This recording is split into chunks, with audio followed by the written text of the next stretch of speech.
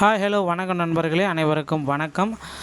தமிழகத்தில் முதல்வர் விஜய் அவர்கள் பயிர்க்கடன் தள்ளுபடி குறித்து மிக மிக முக்கியமான அறிவிப்பு ஒன்றை வெளியிட்டிருக்காரு. என்ன அப்படின்றத பார்க்கலாம். இந்த ஆதாரமானது தமிழகத்தில் விவசாய பயிர்க்கடன் தொடர்பாக நிலவி வரும் தற்போதைய சூழலை விளக்குகிறது.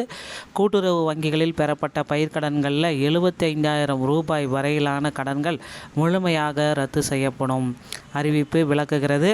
இருப்பினும் தேர்தலின் பொழுது அளிக்கப்பட்ட வாக்குறுதி தற்பொழுது அறிவிப்புக்கும் இடையே உள்ள முரண்பாடுகளில் விவசாயிகள் அதிருப்தி அடைந்ததற்காக தகவல்கள் வந்திருக்குங்க. ஸோ ஏன் அப்படின்றத தான் இப்போ நம்ம பார்க்க போகிறோம். நீங்கள் நம்முடைய சேனலை முதல் முறையாக பார்க்குறீங்க அப்படின்னா மறக்காமல் ஒரு சப்ஸ்கிரைப் அண்ட் பெல்லை கிளிக் பண்ணி வச்சுக்கோங்க. வாங்க வீடியோக்குள்ளே போகலாம். தமிழகத்தில் 5,932 கோடி ரூபாய் அளவில் இந்த பயிர்க்கடன்களை முதல்வர் விஜய் அவர்கள் தற்சமயம் தள்ளுபடி அப்படின்றத குறிப்பிட்டு வெளியிட்டிருக்காருங்க.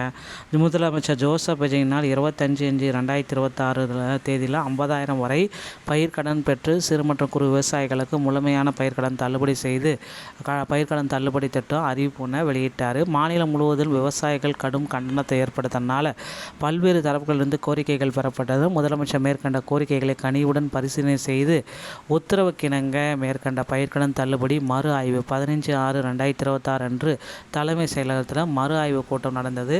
இந்த மறு ஆய்வு கூட்டத்தில் இறுதியாக சில முடிவுகள் எடுக்கப்பட்டிருக்குங்க. மீண்டும் பார்த்திங்கன்னா இதில் தள்ளுபடி அப்படின்றத மாற்றி அமைச்சிருக்காங்க. இதில் 6,000 கோடி ரூபாயை தள்ளுபடி செய்யலாம் அப்படின்ற மாதிரி. இந்திய ரிசர்வ் வங்கி 28/11/2025 தேதி அரசு கடன் தள்ளுபடி திட்டங்களுக்கான ஒரு மாதிரி செயல்பாட்டு நடைமுறை வெளியிட்டிருக்காங்க. பயிர்க்கடன் தள்ளுபடிக்கான முழு தொகையும் அரசானது 45 to 60 நாட்களுக்குள் செலுத்த வேண்டும் என வழிகாட்டுதல் படியும் தமிழ்நாடு அரசின் இன்றைய நிதிநிலை மற்றும் நிதி ஆரங்கள் ஆகியவற்றை கருத்தில் கொண்டு இக்கட்டான சூழலில் கூட்டுறவு வங்கிகளில் 1/5/2025 முதல் 28/2/2026 வரை பயிர்க்கடன் பெற்ற 14.43 லட்சம் விவசாயிகளுக்கு சுமார் 6,000 கோடியை தள்ளுபடி செய்ய முதல்வர் விஜய் உத்தரவிட்டிருக்காங்க. இதில் 75,000 மட்டும்தான் ஸ்டார்டிங். அதுவே 5 ஏக்கருக்கு மேலே போச்சுன்னா 50% கிடையாது, 35,000 மொத்தமாக தள்ளுபடி. 1 லட்சத்துக்கு மேலே போச்சுன்னா 5,000.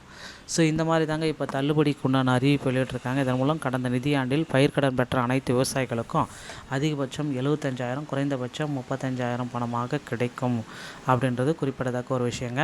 இதை மாற்றி அமைங்க அப்படின்ட்டு 3ஆம் கட்டமாக பார்த்தீங்கன்னா விவசாயிகள் போராடிட்டு இருக்காங்க. ஏன்னா தேர்தல் வாக்குறுதிகளில் 5 ஏக்கருக்கு உள்ளே இருந்துச்சு அப்படின்னா அவங்க எவ்வளோ பயிர்க்கடன் வாங்கியிருந்தாலும் அது தள்ளுபடி. 5 ஏக்கருக்கு மேலே அப்படின்னா 50% தான் தள்ளுபடி. ஸோ கூட்டுறவு வங்கிகளில் இந்த பயிர்க்கடனுக்கு உண்டான ஒரு அப்டேட்டை பார்த்திங்கன்னா விரைவில் வெளியிடுவாங்க அப்படின்றத நிச்சயமாக எதிர்பார்க்கலாங்க. தமிழகம் முழுவதும் இருக்கிற கூட்டுறவு வங்கிகளில் முதற்கட்ட தள்ளுபடி பட்டியல் பார்த்திங்கன்னா வெளியிட போகிறாங்க.